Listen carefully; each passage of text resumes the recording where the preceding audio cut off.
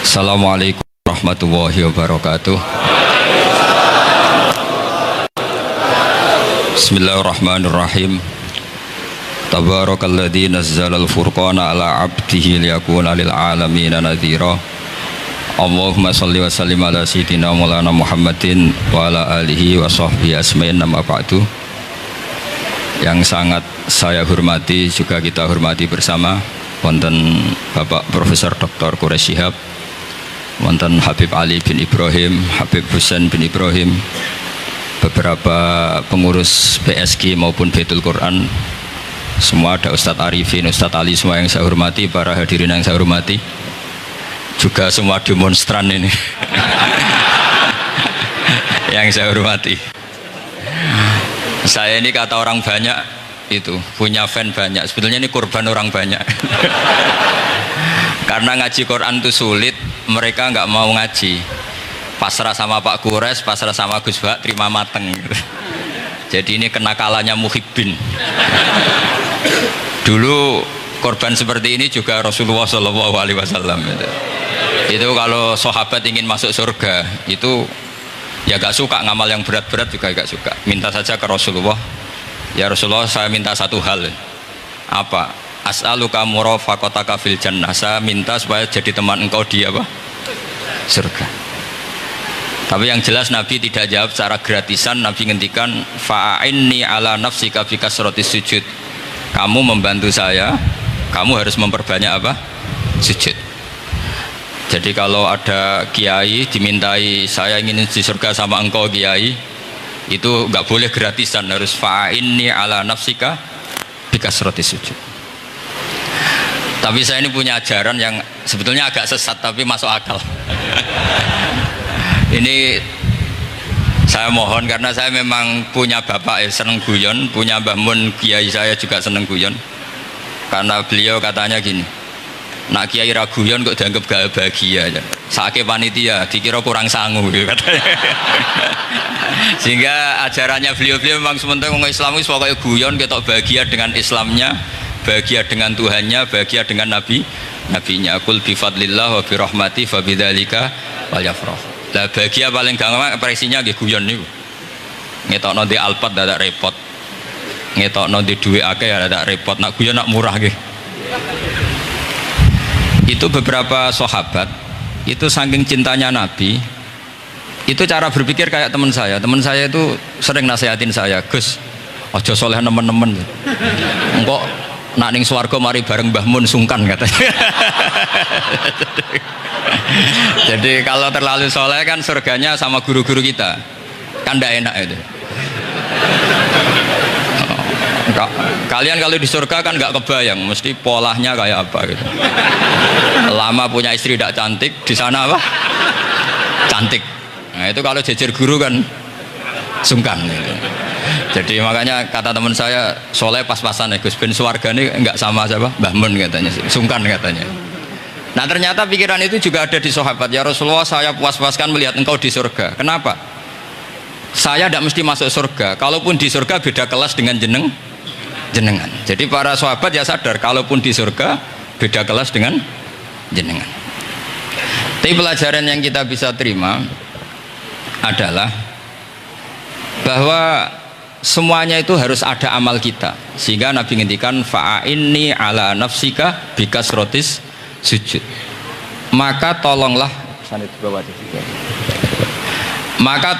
saya untuk mengabulkan permintaan kamu dengan memperbanyak apa? Sujud. Saya akhir-akhir ini sering kampanye tentang sujud. Caranya gimana? Ini sekaligus untuk anak-anak PSG utamanya, karena yang mengkaji Quran. Kata ulama, mentahbib ya, menyenangkan orang kepada Allah itu butuh bayinah. Bayinah itu logika yang kebenarannya itu cara Jawa itu jelas welo-welo, sangat jelas. Namanya al-bayinah. Saya ulang lagi ya, namanya apa? Al-bayinah. Sehingga dengan logika itu orang yang kafir saja menjadi mukmin, yang fasik menjadi soleh, yang soleh bila ilmin menjadi soleh bil ilmi atau bil hujjah. Itu yang disebut Allah, lam yakunil ladzina kafaru min ahlil kitabi wal musyrikina munfakkina hatta ta'tiyahumul bayyinah. Siapa itu? Rasulun minallah yatlu suhufam mutahharah. Jadi kemampuan argumentatif itu yang harus kita bela-belain. Saya di sini sangat terhormat karena saya bisa matur di depan Pak Kures. Saya dulu sering baca buku-buku beliau. Jadi saya nggak mungkin jadi pesaing beliau karena saya ini saya ngidolakan beliau, jadi nggak mungkin jadi pesaing beliau. Tapi kalau mutammim ikut menyempurnakan keinginan besar-besar beliau mewujudkan Islamiyah wasatiyah, insya Allah diminta atau tidak diminta harus kita bantu. Harus apa? Nah, bayinahnya apa? Bayinahnya begini. Bayinah itu satu argumentasi yang jelas begini. Ada seorang ekstremis itu, singkat cerita mau ngebom tempat-tempat maksiat. Yang maksiat ini orang-orang Islam juga. Tapi saya tidak nuduh sampean, pokoknya orang-orang Islam juga. Terus ditanya sama orang Islam moderat, andaikan mereka nanti mati dalam keadaan demikian, aina masiruhum, lalu mereka kemana? Ya ilanar, karena mati dalam keadaan maksiat. Terus ditanya sama yang moderat tadi, moderat soleh maksudnya, bukan moderat liberal, moderat soleh. Karena orang kadang salah paham, moderat itu pikirannya terus liberal, tidak, moderat soleh. Terus kata si moderat tadi, akan ada dzalika muradan Nabi, apa umatnya masuk neraka itu yang diinginkan Nabi? Kaget si ekstremis tadi. Kebetulan ini ekstremis yang masih mau mikir. Terus enggak, itu enggak yang digedaki Nabi. Kalau gitu ya jangan, kita tunggu tobatnya, kita proses bersama supaya mereka mau tobat. Karena dukhuluhum annar itu tidak muradan Nabi, tidak yang digedaki Nabi Muhammad SAW. Nah, cerita seperti ini tentu ada padanannya. Padanan itu artinya kias ya, kias dalam hadis sahih. Saya yakin hadis itu sahih. Kalaupun itu dhaif itu yata'ayyadu bi fatwal ulama, menjadi kuat karena banyak ulama yang fatwakan seperti itu. Saya pastikan itu diriwayatkan Qadhi Iyad dalam kitab Asy-Syifa, juga diriwayatkan Ihya, juga diriwayatkan di Hayatus Sahabah. Di situ ada sekian sanad sing yuqawi ba'duhu ba'dur. Kenapa ini saya utarakan? Karena di kota itu sanggerono hadis itu takokno sahih ta ora. Kadang sing takok ya ndak paham itu. Maca kitab ra iso kok takok sahih ta ora. Yang ditanya juga aneh. Terus berusaha jawab. Padahal kadang ya ndak bisa juga jadi. Di hadis itu ada penjelasan begini. Ada seorang Arabi itu orang Bedui lah, orang yang kurang peradaban. Minta sesuatu pada Rasulullah SAW. Karena Nabi itu tidak orang kaya, Nabi tidak jutawan, tidak hartawan, dikasih. Mungkin kalau uang sekarang mungkin 50.000 atau berapa. Orang itu gerutu senggerutu-gerutunya.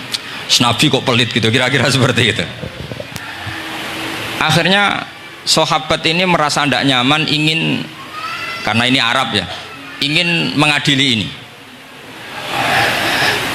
Saya membahasakan mengadili itu ya ada Arabnya, karena kadang ada riwayat misalnya fahamma ayyadribuhu, nanti juga repot, ayat tuluhu juga repot. Makanya kalau ke Jawa itu kadang maknani bahasa Arab itu bingung, dan memang baik bingung daripada enggak bingung. Karena kalau yang enggak bingung itu keliru pede. Misalnya jika istri kamu agak rewel itu begini-begini gitu. Terus ada kalimat wadribuhun, maka pukullah. Itu kalau orang nggak bingung langsung diterjemah mukullah, nanti dilaporkan Komnas HAM gitu. Tapi kalau yang bingung itu akhirnya tatoluk mencari-cari. Ternyata di semua tafsir disebut dorban ghairu mubarrihin, ya mukul tapi yang tidak menyakiti. Jadi kekeliruan itu pasti dimulai orang-orang yang nggak bingung. Jadi ilmunya nggak cukup, akhirnya nggak bingung. Bingung itu penting. Loh betul loh. Nggak ada orang alim kecuali dari bingung. Karena orang alim itu nggak bisa pede. Karena referensinya banyak, kemungkinannya banyak. Sehingga mesti pikiran pertama kalau ada lafadz ini maknawi apa lafzi. Ini mahmul apa enggak? Ini mansuh enggak? Ini muqayyad mutlak enggak? Ini sekaligus jadi pusat studi Quran, jadi supaya teman-teman memang seperti itu. Kata wadribuhun, maka pukullah.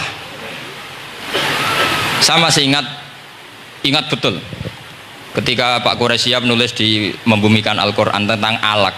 Itu kalau orang ahli embriologi dimaknani alak segumpal darah itu mesti tertawa-tawa, karena nggak ada dalam proses embriologi orang lewat proses segumpal apa? Darah. Tapi kalau alak itu madatul kalimah dari kata aliko ya'liku alakon, sesuatu yang menempel, jadi zigot yang berhasil menempel di dinding rahim itu yang jadi anak, itu ya normal saja, memang itu terjadi. Ya barokahnya bingung tadi. Atau alak dimaknai segumpal darah tapi min haitsul jinsiyah. Artinya haitsul jinsiyah itu sejenis ini, jadi bukan di proses embriologinya tapi di jenisnya, supaya orang tidak sombong diistilahkan min alak, tapi maknanya min jinsil alak, bukan alaknya tapi jenis alak. Itu kayak Abu Bakar itu kalau sedang bully manusia yang sombong-sombong itu, kamu kok sombong, kamu itu keluar min makhrajil bauli marroten katanya. Gitu. Supaya orang tidak sombong itu diistilahkan manusia itu yakhruju min makhrajil bauli apa? Marroten. Kan kamu keluar dari makhrajil bauli berapa? 2 kali kan? Minar rojul lewat penis, terus nanti lahir juga lewat min makhrajil baul. Jadi untuk mengadili manusia supaya tidak sombong diistilahkan keluar min makhrajil baul marroten. Nah mungkin alak kalau maknanya segumpal darah itu maknanya jenisnya seperti ini. Kenapa kamu sombong? Jangan digugat tentang itu proses embriologi, kalau itu tidak ngalami itu. Jadi akhirnya barokahnya bingung itu alak dari proses embriologi maknanya apa? Aliko ya aliku alakon, sesuatu yang apa? Nempel, yang sukses nempel di dinding rahim. Tapi dari segi jenis mendidik tawadu, mendidik khafdul janah lil mukminin, mendidik adzul wal inkisar, rasa hina. Nah itu dengan makna tadi. Saya teruskan. Si Arabi tadi karena dikasih 50.000 gerutu terus akhirnya Nabi memanggil Arabi tadi karena mau dipukulin sama sahabat. Nggak tahu mau dipukulin atau mau dibunuh, nggak tahu, pokoknya dikerasin tadi. Makanya nggak usah diterjemah. Kalau diterjemah nanti jadi bingung. Terus akhirnya dibawa sama Nabi, diajak masuk, dikasih banyak sama Nabi. Kasih banyak, ditanya sama Rasulullah, kamu sudah puas ya Arabi? Sudah ya Rasulullah. Hebatnya Nabi apa? Kamu harus menjelaskan ke semua sahabat saya kalau kamu sudah puas, karena tadi kamu ngomong yang bikin sahabat saya dongkol. Terus sekarang harus mengkonfirmasi. Ya Rasulullah. Di depan umum juga Nabi ikut. Ini Arabi tadi minta saya tak tambah, terus dia puas. Ahakada ya Arabiyu? Naam ya Rasulullah, fajazakallahu min khairin wa asyiratin. Dia tegas, naam ya Rasulullah. Nah, pelajaran dari hadis ini adalah kalimat ini. Ini harus diingat-ingat. Setelah Arabi tadi puas, sahabat juga tahu apa pernyataan puasnya Arabi tadi. Nabi ngetikan begini, masalu hadza, perumpamaan orang ini dan saya itu seperti orang yang punya unta atau sapi atau kambing yang syarodat, yang liar. Fattaba'ahan nasu, kemudian orang-orang ikut membantu nangkap. Falam yaziduha illa nufuran, bantuan manusia-manusia ini malah tambah lari karena ini semua orang ini asing. Bagi unta ini kan asing, yang nggak asing kan hanya pemiliknya. Nah, terus kata si pemilik unta tadi, khallu baini wa baina naqati, sudah saya tidak usah dibantu. Fa ana arfaku, biasa lebih sayang kepada unta saya. Orang nggak ikut bantu semua, terus kemudian unta itu dipanggil, fa akhadha minkum amil ardi, kira-kira diambilkan rumput, terus unta itu mau nurut. Intinya apa? Kalau orang tidak bakat kiai, nggak bakat dai ilallah, kok ngajak-ngajak Islam itu falam yaziduha ila nufuron, kira-kira gitu. Karena lebih banyak emosinya ketimbang teknik proses tadrijinya, tasreknya. Akhirnya itu jadi pelajaran ke kita. Pelajaran kedua, Rasulullah ngendikan begini, andaikan kamu membunuh si Arabi tadi, bahasanya yang membunuh. Kalau ini tak terjemah nggak apa-apa, wong andaikan saja. Andaikan kamu membunuh si Arabi tadi dalam keadaan membenci saya, yaitu ngomentari Nabi adalah kikir, maka dakhalan nar. Orang ini akan masuk neraka karena dia mati dalam keadaan sakhitan dan Nabi sallallahu alaihi wasallam. Dia mati berstatus benci kanjeng. Tapi uniknya dalam Islam segampang itu. Ketika si Arabi tadi mencintai Nabi itu karena dibayar, karena diservis. Dan itu cukup loh dalam Islam itu. Mencintainya Nabi itu karena dikasih uang lagi. Akhirnya dia senang Nabi meskipun karena dikasih uang. Tapi jangan diteruskan setelah senang Nabi dibunuh masuk surga, ya tidak usah gitu. Nanti jadi repot tadi. Tapi intinya apa? Islam itu semudah itu. Yang menerima kebenaran karena servis saja diterima sama Allah Subhanahu wa ta'ala. Nah ini di sini pentingnya kiai-kiai yang wasatiyah, yang ceria, yang gampang. Karena kita tidak ingin tanfir. Saya kemarin bikin makalah untuk 100 harinya guru saya Kiai Haji Maimun Zubair. Tak beri judul Al-Intisar Limadhabi Syekhina. Itu diantara yang saya tulis adalah Sayyidina Umar itu pernah diprotes sama banyak sahabat, termasuk Abu Bakar, karena Abu Bakar ke Umar ini lewat penunjukan. Kata para sahabat, ya Abu Bakrin, kamu memasrahkan umat ini ke aghladin nas, orang paling kasar, yaitu Umar. Tapi apa? Ketika ada sahabat yang memberanikan diri tanya Sayyidina Umar, namanya Abdurrahman bin Auf, kenapa engkau kasar pada umatnya Rasulullah SAW? Jawabnya Umar itu unik. Fawwah, laqad lintu hatta khasyitu waha fil lain, walaqad istatatu alaihim hatta khasyitu waha fis syiddah. Fa'ainal makhraj.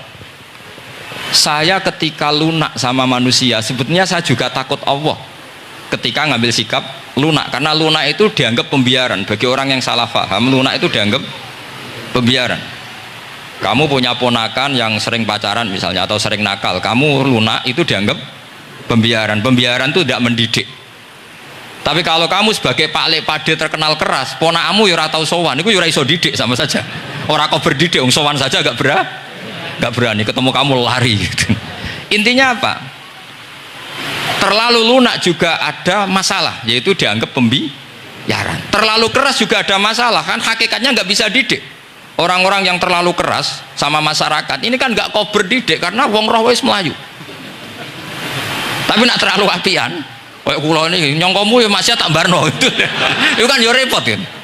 Sehingga ngendikane Sayyidina Umar, fawwah laqad lintu linnas hatta khasyitu wa fil lain. Ketika saya ngambil sikap lunak, sebetulnya saya juga punya khasyah, karena dianggap pembiaran. Tapi ketika saya terlalu ekstrim, saya juga takut Allah. Jangan-jangan itu tanfir, menjadikan orang jauh dari orang-orang soleh, karena yang soleh terlalu keras. Fa'inal makhraj, lalu jalan keluarnya gimana? Ya jalan keluarnya tadi, wasatiyah tadi. Jangan lunak yang sampai pembiaran, ya jangan keras sampai orang tanfir. Ukurannya apa? Ya tanya anak-anak PSG nanti karena yang baru mengkaji apa wasatiyah. Jadi saya mohon referensi itu sebanyak-banyaknya, karena terus ada lagi saya punya cerita, ada seorang wali yang kalau doa itu agak neror Allah. Tapi itu kalau nggak wali nggak boleh, harus jadi wali dulu baru boleh. Karena kalau wali itu keliru-keliru itu ya tetap sama Allah dibahasakan isek itu berontok. Enaknya kekasihnya Allah kan gitu. Makanya di antara doanya Habib Ali Al-Habsyi Shahibu Simtid Duror itu doanya, tapi kamu tidak boleh melakukan doa ini, dosa. Kalau nggak wali dosa. Itu doanya gini. Waj'al sayyiati man ahbabta. Jadikan kesalahan saya itu kesalahan orang yang kau cintai. Jadi kamane cara Jawa wis kadung disayang, salah-salah wis bener gitu. Jadi waj'al sayyiati man ahbabta. Jadi kalau orang yang sudah super itu salah wae dadi apik. Tapi ya udah salah sampai kayak zina maling, itu parah itu. Ada seorang wali doa di depan Rasulullah itu gini. Ya Allah, jenengan punya dua pilihan. Jika jenengan menjadikan saya orang soleh, surra habibuka, maka kekasihmu ini akan senang. Dan yang susah itu musuh kamu, yaitu iblis, musuh engkau. Tapi jika engkau ingin saya ini dolim, jadi orang dolim, yang susah itu kekasihmu, yaitu Nabi Muhammad SAW, yang senang musuhmu, yaitu iblis. Mohon jenengan milih mawon, nyenang no nyenang no kekasihmu, apa nyenang no musuhmu gitu. Ya sudah kan, Allah tidak punya pilihan. Mana mungkin Allah ingin menyusahkan kekasihnya, yaitu kanjeng Nabi Muhammad SAW. Sama, semua ulama tidak ingin umatnya Nabi matu khinal maksiyah, mati dalam keadaan maksiat. Maka kita berusaha semaksimal mungkin, semoga mereka tobat. Semua Quran itu la'allahum yarji'un, la'allahum yantahun, diharapkan mereka Allah yang Tuhan saja, yang al-ghaniyul mutlak, Allah yang al-jabbar al-qahhar saja, sama orang-orang yang asrafu ala anfusi masih dipanggil-panggil wa anibu ila rabbikum wa aslimu lah. Allah yang Tuhan saja memanggil yang sedang di luar dipanggil masuk. Masa kita gara-gara soleh yang over, yang sudah di dalam mau dikeluarin? Itu kan apa-apaan itu. Makanya ini pasti tak dukung Islam Wasatiyah. Jadi saya dukung itu bihujjatin, bukan karena saya hormat Pak Kores orang sepuh, itu enggak. Memang bihujjatin. Kalau soal dukung karena orang sepuh itu etika namanya apa? Etika. Tentu saya lakukan itu, pasti saya lakukan karena itu etika. Tapi lebih dari itu karena bihujjatin wadihah, bihujjatin bayyinah. Memang logikanya seperti itu. Allah yang Tuhan saja selalu memanggil yang luar dimasukkan ke dalam. Masa yang sudah di dalam dikeluarin? Makanya kitab Ithaf, kitabnya Sayyid Zabidi itu, Sayyid Murtado Az-Zabidi, itu bab takfir, itu beliau ngeritik entek ngamek corong Jawa sampai sekian kuras. Sampai beliau mengutip fa innal imama la ayyukhti afil afi khairun min ayyukhti afil uqubah. Kowe de keputusan salah nyepuro luwih apik timbang salah nyekso. Nyepuro itu salah tetap bener. Tapi nak nyekso bener ora mesti bener. Fa innal imam la ayyukhti afil afi khairun min ayyukhti afil uqubah. Sehingga beliau terus hampir sekian kuras. Coba hadis di Muslim, di Sahih Muslim itu Usamah ya. Kalau di Sahih Muslim itu rawinya disebut Usamah bin Zaid. Tapi di beberapa riwayat ada yang menyebut itu tidak Usamah. Sehingga banyak syarah mengatakan itu ta'addudul waqi'ah. Memang kejadiannya dialami sekian sahabat. Itu ada perang gitu ketika musuhnya terdesak. Padahal musuh ini sudah memotong sekian tangan sahabat, ada yang sudah pernah baca sahabat. Ketika terdesak dia mengatakan la ilaha illallah Muhammadur. Singkat cerita oleh Usamah tetap ditusuk sampai mati. Tapi sama Rasulullah ketika lapor, kamu membunuh setelah mengucapkan la ilaha illallah ya Usamah? Iya. Tapi innama qolaha muta'awwidan, dia mengatakan kalimat itu karena muta'awwidan, nyari perlindungan saja. Afala syaqaqta an batni, afala syaqaqta an qalbi. Sudah kamu lihat di dadanya. Kalau dia betul-betul ngomong karena muta'awwid dan jangan-jangan karena iman betul. Terus memangnya ketika kamu iman, orang-orang sahabat itu rata-rata kan pernah kafir. Memangnya ketika kamu iman tak curigai kan enggak. Langsung saya terima, kenapa ini main curiga kira-kira. Sampai seperti itu. Saktinya kalimat la ilaha. Jadi kalaupun diomongkan muta'awwidan saja tetap sah. Meskipun ngomongnya hanya untuk perlindungan dari apa? Safe dari pedang. Malah ada riwayat lain yang menyebutkan itu tidak Usamah di tafsir Qurtubi itu yang ya ayyuhalladzina amanu idza darabtum fi sabilillah napa fatabayyanu wa la taqulu liman alqa ilaikumus salama lasta mu'mina. Itu kalau di riwayat Qurtubi lebih ekstrim lagi. Si orang tadi tidak Usamah, jelas pastikan itu tidak Usamah, ada yang lain tidak Usamah. Itu bantah Nabi. Ya Rasulullah, andaikan belah dadanya orang itu saya belah, apakah kemudian saya tahu apa yang ada di hatinya? Jadi Nabi jadi dibantah. Ya rodok khawarid. Jadi Nabi masih dibantah.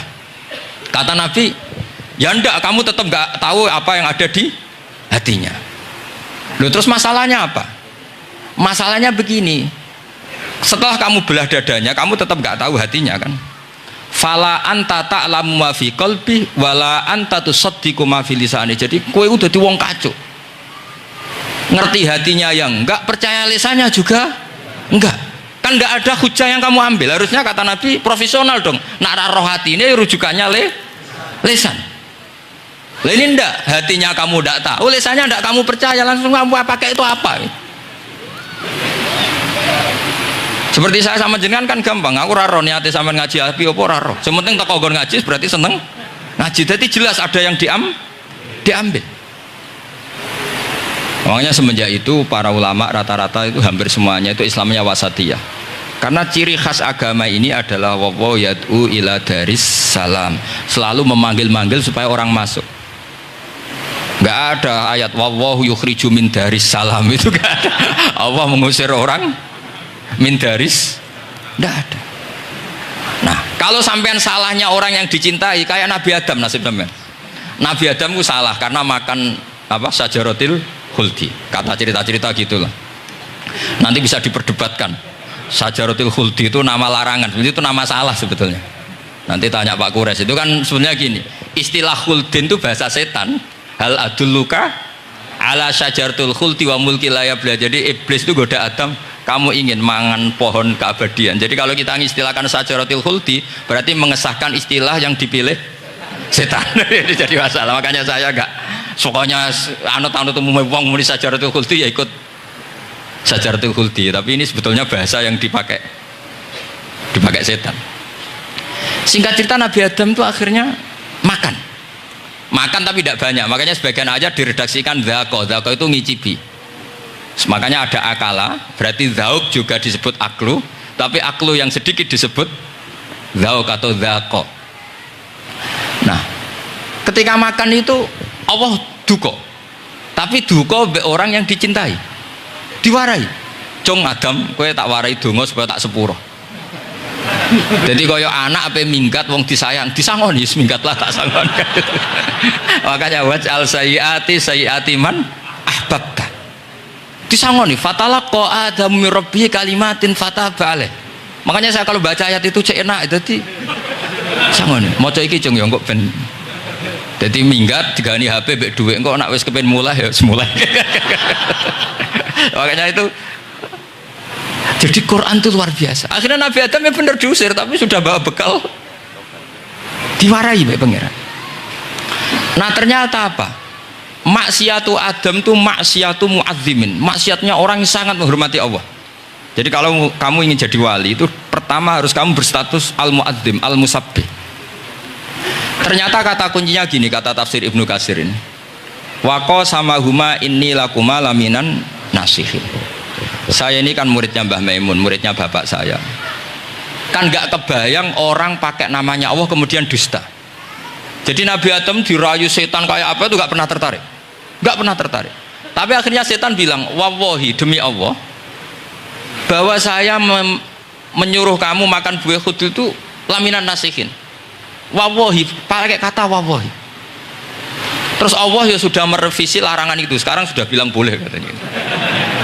Nah karena kata pakai wawahi, terus kata Nabi Adam, fawawah wa izzatika ya Rabbi ma dzanantu anna ahadan yahlifu bika kadziban. Ini dawuh Nabi Adam.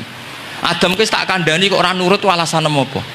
Terus Adam atau pangeran wa izzatika, demi kehormatanmu ya Allah, fawawahi ma adzunnu anna ahadan yahlifu bika kadziban. Saya tidak pernah ngira ada hambamu, ada makhluk kemudian mencatut nama engkau kemudian dia dusta.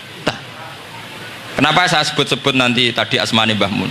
Andai kan saya punya teman biasa bodoni saya, biasa bodoni saya, nipu saya, terus bilang gini, Gus Bah jenengan ditimbali Mbah Mun, dan dia sumpah, kira-kira tak pikir apa enggak? Enggak, pasti saya langsung meskipun ya dibodoni. Karena saking wibawanya Mbah Mun sehingga saya enggak ngecek lagi orang ini bohong apa tidak. Nah, Nabi Adam saking wibawanya Allah di hatinya Nabi Adam, kita disebut wawahi. Allah sekarang ngalalkan itu, sudah tidak pikir panjang, karena dia tidak pernah ngira ada orang mencatut nama Allah kemudian dia dusta. Seperti di dunia santri misalnya ada yang dipanggil Habib Ali, masuk disumpah sih tenang taurah. Oh itu mesti teman yang biasa bodoni sampean lah, mesti langsung saking takutnya kan gitu. Sampean takut istri dibilangi teman, bojomu nelpon, wah langsung ulang. Itu mesti tidak dikonfirmasi lagi itu, saking takutnya itu. Nah Nabi Adam itu seperti itu, saking takzimnya kepada Allah sehingga ketika disebut wawahi, nah itu yang kata kuncinya waqo sama huma inni lakuma laminan nasihin fadallahuma bihur. Itu kalau sampean teliti, ini kesangannya Pak Kures pakai madatul kalimah itu kelihatan. Fadallahuma itu rujuknya ke iblis. Jadi Adam di situ korban terus. Kan waqo sama huma, iblis sumpah ke Adam Hawa. Fadallahuma, iblis menunjukkan Adam Hawa. Sehingga dia dua orang ini maksiat itu semuanya korban. Dia hanya sebagai objek. Kreatornya yaitu iblis. Tapi Nabi Adam sampai tertipu tuh gara-gara tadi. Wa izzatika ya Rabbi ma adzunnu anna ahadan yahlifu bika kadziban. Ketika menyebut nama engkau, saya tidak pernah mengira ada orang menyebut nama engkau kemudian dia dusta. Saya bayangkan orang paling brengsek sekalipun teman saya kalau bilang Gus sampean dipanggil Mbah Mun, tentu tidak saya pikir lagi. Atau di pondok sini, Kang diceluk Habib Ali, ditimbali Habib Ali, sampean konfirmasi apa enggak? Enggak kan? Apalagi ini Allah Subhanahu wa Ta'ala. Jadi wong nek sebakat wali Itu begitu. Nah kalau jenis ini kok salah, itu waj'al sayyiati man ahbab. Kanjeng Nabi dalam lahirnya juga pernah salah dalam lahirnya, karena Nabi memberi izin orang-orang munafik gak ikut perang. Salahnya secara fikih adalah kewajiban perang zaman itu, karena zaman itu memang orang-orang kafir juga merangi kita, sehingga kita dibolehkan merangi. Jangan hanya cerita Nabi perang berarti perang syariat aja gitu. Nabi perang karena diperangi. Jelas ayatnya udzina lilladzina yuqatalun, diberi izin bagi yang ngalami yuqatalun, diperangi baru diberi izin perang. Jangan langsung bangun tidur perang, itu enggak ada ayatnya. Qatilul ladzina yuqatilunakum, merangi yang merangi kamu, wa akhrijuhum ya min haitsu akhrajukum, ngusir yang ngusir kamu. Jadi perang itu akibat bukan sebab. Akhirnya Nabi itu secara fikih itu salah, secara fikih lah, karena memberi izin orang munafik. Tapi Allah ketika sama Rasulullah Muhammad SAW, karena kekasihnya, ngendikane sudah dimulai afawwahu angka, Muhammad tenang wae wis tak sepuro. Cuma aku takok kena apa kok buka izin. Tapi itu kalimatnya afawwahu dimulai dengan kalimat yang menyenangkan, afawwahu. Jadi ibarat sampean salah sama orang tua, wes sepeda mbok ora pamit itu serapa salah, cuma aku tetap takok alasan apa gitu loh. Tapi bilang wis gak apa-apa cung, sepeda motor mbok gowo mbok dol iku ora apa-apa, cuma aku takok kena apa. Tapi mukadimahe ora apa-apa sih. Kayak apa Allah sama nabinya. Jadi mengkonfirmasi saja dimulai dengan afawwahu anka lima adzinta lahum. Wong karwan wong munafik gak ndek ngamal malah mbok ora perang, ya malah ora tau khidmah agama. Jadi makanya terus orang-orang soleh kalau berdoa apa? Waj'al sayyiati man ahbabta, ya Allah jadikan kesalahan saya adalah kesalahan orang yang kau cintai. Nah yang paling dicintai Allah tentu umat Rasulullah Shallallahu Alaihi Wasallam. Saya tak beri ijazah, kali ini tak ijazahkan nggak apa-apa, karena ini hadis sahih musalsal. Umatnya Nabi kok gak enak bi, kontrak ebek pangeran sebelum salah itu sudah ada kontrak. Makanya Nabi itu ngundikannya bangga sekali. U'titu khamsan lam yu'tahunna nabiyyun qabli atau ahadun min qabli. Saya diberi 5 hal hadiah sama Allah yang umat sebelumku, nabi sebelumku tidak diberi hadiah itu. Di antara hadiah itu terbesar adalah wa'u'titu khawatimah suratil Baqarah. Saya diberi hadiah akhir dari surat Baqarah. Oh, ada hadiah gimana? Allah itu sudah naikkan kontrak dengan kita. Kita disuruh doa sama Allah. Rabbana la tu'akhidna in nasina waqta. Ya Allah, suatu saat saya salah, padahal kita pasti salah. Suatu saat Gusti, suatu saat kita salah, jangan kasih sanksi loh. Oke, mau oke. Itu lu itu kok udah enak gimana? Sebelum kita salah, terus naikkan kontrak sama Allah dan Rabbana la tu'akhidna in nasina aw akhtana. Ya Allah, jangan jatuhkan sanksi kepada kita jika suatu saat saya lupa atau salah. Qala na'am, Allah jawab nah. Makanya Nabi senengnya bukan main tentang apa? Saya diberi hadiah akhir surat Baqarah. Tapi sekarang jadi fitnah tadi. Yang kiai NU baca itu dipakai tahlilan, kadang-kadang yang baca agak paham, yang kritik juga agak paham. Jadi ya sudah, innalillahi wa inna ilaihi raji'un. Sebetulnya itu diabadikan di tahlil itu karena itu surat yang luar. Tapi sebagian yang baca agak paham, sehingga ya dingin saja wong enggak paham. Tapi kalau kita yang paham itu luar biasa. Wong belum salah, sudah ada perjanjian la tu'akhidna in nasina aw akhtana. Sama Allah dijawab, nah, iya umatem nak salah orang langsung tak siksa. Aman. Maksudnya dintain tobat aja terus salah terus. Kayak apa? Makanya beda. Nabi itu begitu bangganya dengan surat akhir surat apa? Baqarah. Terus tafsir kedua, umat ini adalah umat yang sifat Allah itu selalu aktif dan dua-duanya aktif. Ini perlu saya sampaikan berkali-kali, dua-duanya aktif. Jika orang soleh itu nggak boleh mengadili orang dolim, itu umatnya Rasulullah Shallallahu Alaihi Wasallam. Begini logikanya ya. Pernah ada cerita, ada orang soleh sedang sujud, diinjek sama orang fasik, al-asi lah orang fasik. Karena orang soleh ini diinjek, orang soleh, bawaan orang soleh itu ya kadang gampang marah, bawaan orang soleh. Tapi pas marah itu nyatut nama Allah. Fawawahi la yaghfirullahu laka, pakai nama Allah. Andai kan dia bilang asemane kue itu malah nggak apa-apa gitu. Karena misoh-misoh sendiri itu kan urusan dia. Tapi pakai namanya Allah. Fawallahi la yaghfiru Allahu laka. Allah tidak akan ngampuni kamu. Itu Allah langsung memberi wahyu ila nabi hada zaman, ke nabinya zaman ini. Allah ngendikan gini, ini yang cerita Rasulullah. Mang dzalladzi yata'alla alayya alla aghfira li fulan faqad ghafartu lahu wa ahbattu amalak. Orang itu tak ampuni, yang sujud amalnya tak hilangkan. Kenapa? Allah tersinggung. Wong saya ini bisa aghfir, bisa ngampuni. Kenapa kamu nyifati saya hanya u'adzib? Jadi kira-kira Allah tuh tersinggung. Wong sifatku iku yo yaghfir wa yu'adzib, kok ganti yu'adzib tok iku piye? Jadi sifatku kan hilang sitok gitu. Paham ya? Jadi kalau kamu melihat orang-orang maksiat, pikiran kamu Allah yu'adzibuhum itu enggak fair. Bisa saja Allah yaghfiru lahum. Tapi kamu milih sitok tok, yaitu sifat yu'adzib, itu enggak fair. Harusnya ya yaghfiru liman yasha wa yu'adzibu man yasha. Tapi orang soleh ini wallahu la yaghfiru Allahu laka, itu Allah tersinggung. Kenapa tersinggung? Karena Allah hanya disifati yu'adzib, bukan disifati yaghfir. Padahal Allah bisa yu'adzib, bisa yaghfir. Sehingga Wahsy ketika seperti itu, dia qatilu ahabbin nas ila Rasulullah, yaitu Wahsy adalah qatilu Hamzah. Ketika Nabi da'a alaihi, tidak usah diterjemah, itu sama Allah malah Wahsy dikasih tobat. Bahkan turun ayat laisa laka minal amri syai'un aw yatuba alaihim aw. Jadi kita melihat ahlul maksiat, oke, kita tidak cocok dengan mereka, tapi tidak cocok tetap berharap mereka tobat. Kita tarbiyah, karena kita tidak boleh nyifati Allah yu'adzibuhum qatan. Mungkin ramelok dadi pangeran kok muni qatan. Isa wae Allah yaghfiru lahum. Itu pelajaran bagi kita. Jadi ternyata si soleh tadi ditegur sama Allah, kamu tidak bisa seperti itu. Mang dzalladzi yata'alla alayya, ta'ala itu corong Jawa sumpah serapah. Kok iso aku mbok sifati u'adzib tok, wong aku iso aghfir. Makanya di Quran itu ada wa yu'adzibal munafiqina. Ayatnya apa? Insya'a au yatuba. Nah, ini dalil-dalil napa? Kalau jenengan mendukung Islam napa? Wasatiyah. Jadi an ilmin. Jadi saya dukung gerakan ini, satu an ilmin, dua memang secara etika. Pak Quraisy itu orang sepuh, tentu pilihan itu setelah sekian baca tafsir, baca referensi, beliau seorang akademisi, profesor, doktor. Tapi saya tetap mohon dukung kita itu an ilmin, apa?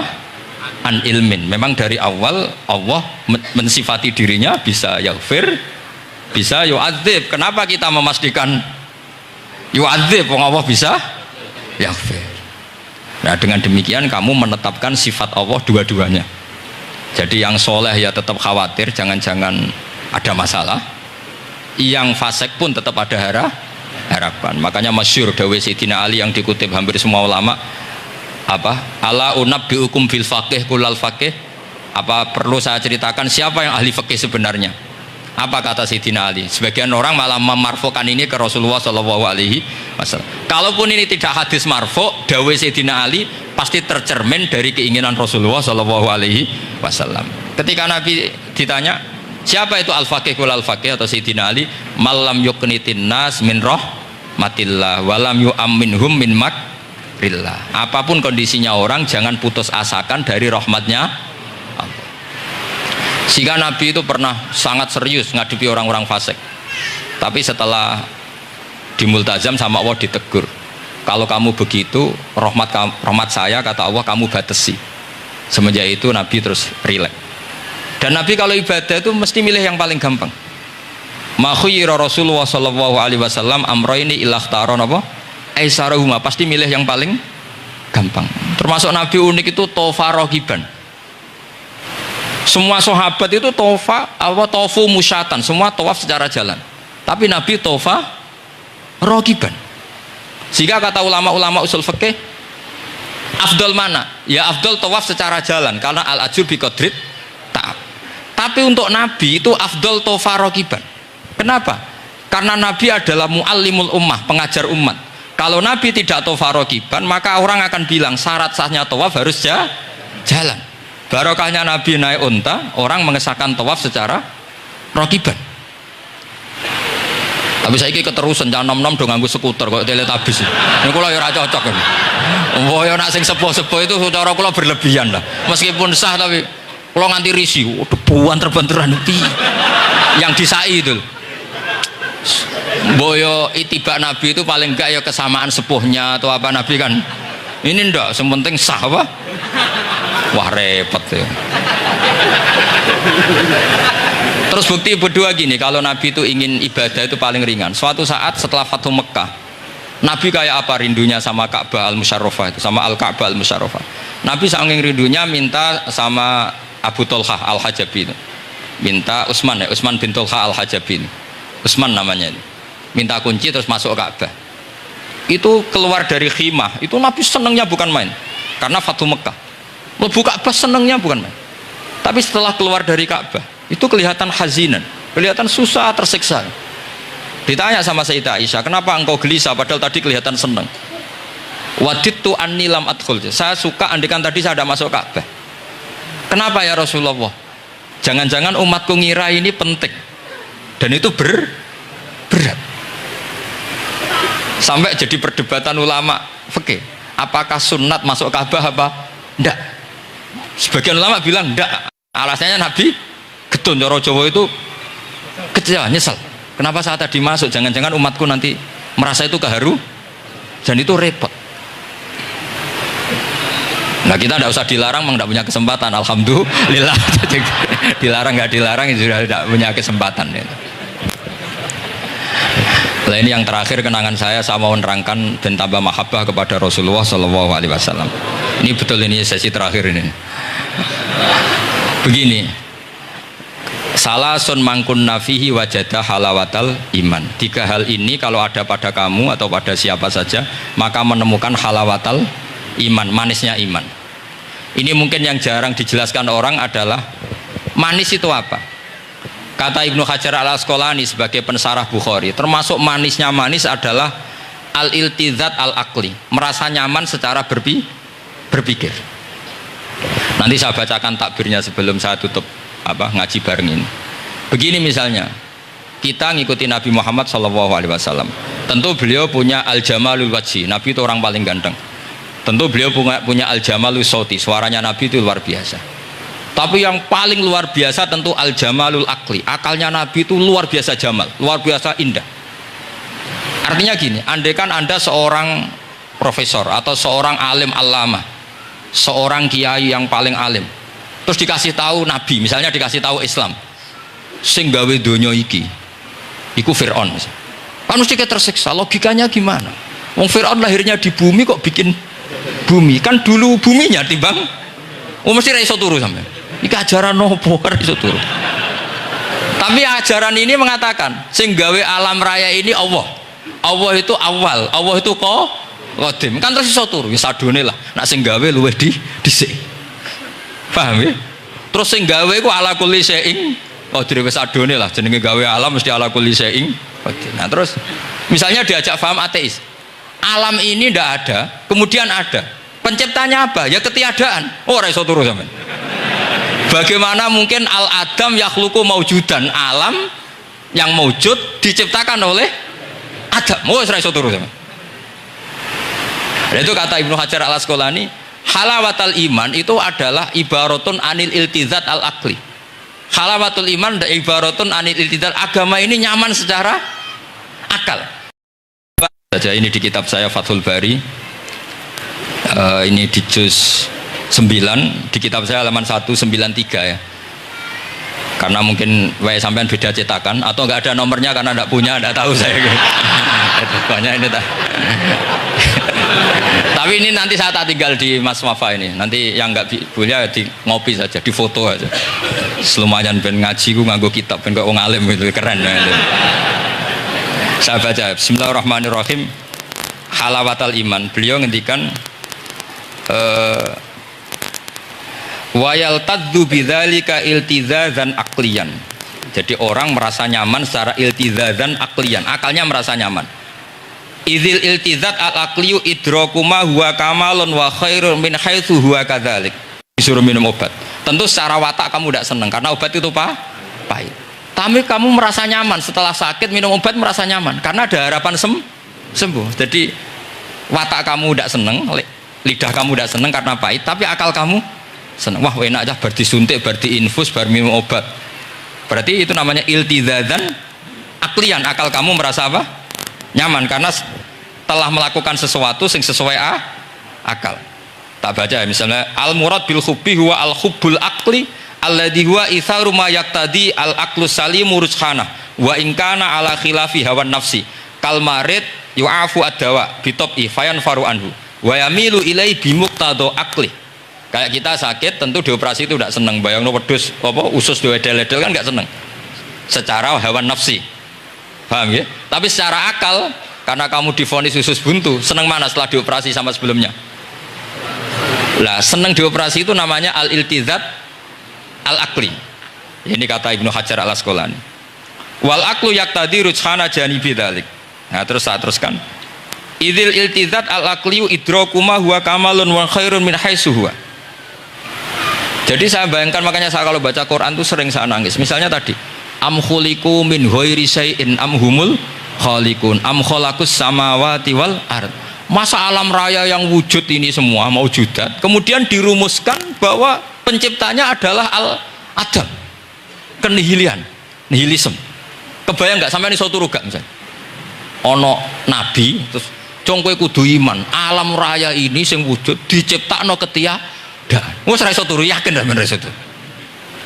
Tapi kalau nabinya bilang hadhil awalim atau hadhil alam khalaqaha Allah itu siapa? Al-Qadim wajibul wujud ala kulli syai'in qadir lahul asmaul husna lam yalid walam yulad walam yakul lahu kufuwan ahad. Oke, keren kan gitu.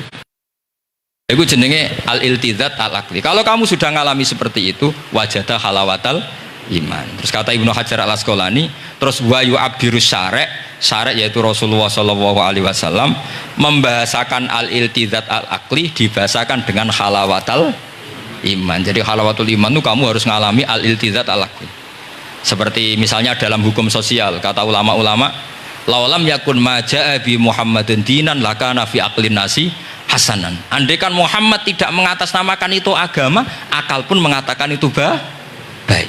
Coba ajaran kita, ambek bojo sing apik, ambek anak sing apik, ambek tangga sing apik. Itu kan enak. Coba kalau ajarannya gini, bojo taboki wae kesuwen. Kon bingung, iki ajaran apa kan kaget. Ambek tangga oh sing kondel gak ngono tidak-idak kok. Oh, iku ajarane nabi apa ajarane ekstremis kan bingung. Jadi makanya laulam yakun maja'a bi Muhammadin dinan lakana fi aqlin nasi hasanan. Itu namanya al-iltizat al-akli. Saya kira demikian, mohon maaf. Assalamualaikum warahmatullahi wabarakatuh. Waalaikumsalam warahmatullahi wabarakatuh.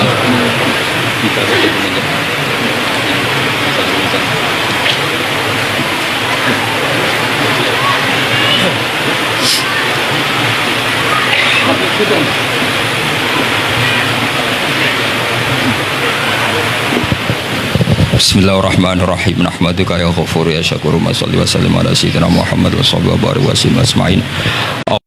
Ya Allah mutawatina fika mutahabbina fika mutabadilina fika mutanasikhina fika ya Allah hatta namshiya fi ardika wa lam takun himmatuna illa kalimatika wa ihya sunnati habibika Muhammad sallallahu alaihi wasallam. A'inna ya Allah la dzikrika wa syukrika wa husni ibadatik waj'alna ya Allah mu'afin min kulli bala'id dunya wal akhirah. Ij'alna ya Allah minal ladzina ya Allah syahaduka wa amanu bi rasulika Muhammad wa nasaru syari'atakal ulya al mahabbatal bayda lailuha kana ahliha. Ij'alna ya Allah syuhada bil qisti wa bil haq. Rabbana atina fid dunya hasanah fil akhirati hasanah wa qina adzabannar. Wa sallallahu ala sayyidina Muhammad wa sahbihi wa baraka sallam. Subhana rabbika rabbil izzati amma yasifun. Salamun alal mursalin walhamdulillahi rabbil alamin. Sirrul Fatihah.